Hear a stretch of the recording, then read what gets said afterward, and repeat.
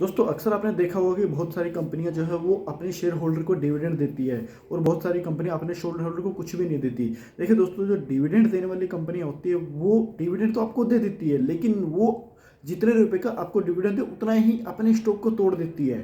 ठीक है, जैसे आप वेदांता की बात कर लीजिए, वो कभी कभी 13 रुपये, कभी 15 रुपये, कभी 18 रुपये, कभी 19 रुपये का वो डिविडेंड देती है, लेकिन बराबर में वो स्टॉक की वैल्यू भी तो कम कर रही है ना।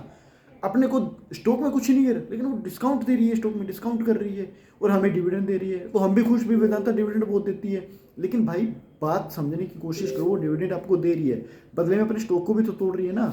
अब यहाँ पे इन्वेस्टर को जो करना चाहिए, जिन्होंने वेदांता में लगा रखा है, जिन्होंने कोई भी कंपनी हो, डजेंट मैटर, मैं एक का नाम नहीं ले रहा, कोई भी कंपनी हो, उसने उसके अंदर पैसा लगा रखा है और आपको कंपनी वो है डिविडेंड दे रही है, तो आपको जो डिविडेंड मिल रहा है ना, उस डिविडेंड को आप अपना री इन्वेस्ट कर दो उसी कंपनीज के अंदर। जिस कंपनी से आपको डिविडेंड मिला है उसके अंदर आप री इन्वेस्ट कर दो, फंडा समाप्त। दूसरी बात होती है, जो कंपनीज, बहुत सारी कंपनीज है, बहुत सारी दिग्गज कंपनीज हैं जो डिविडेंड देती नहीं है अपने शेयर होल्डर को। भाई वो डिविडेंड ना दे के वो जो कंपनी है उस पैसे को अपनी ग्रोथ में लगाती है, जिससे क्या हो, उस स्टॉक का वैल्यूएशन बढ़े और इन्वेस्टर्स को भी अच्छा रिटर्न मिले।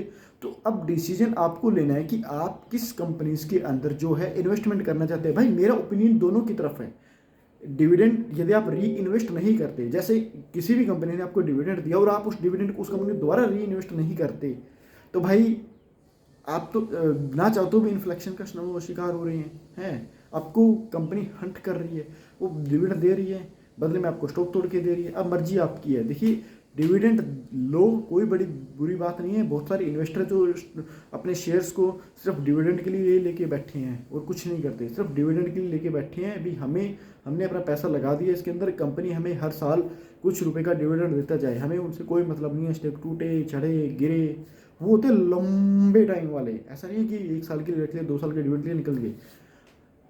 दूसरा है, आप फंडा समझ रहे होंगे, दूसरा जो फंडा था भाई ग्रोथ वाला, मुझे तो दोनों ही पसंद है।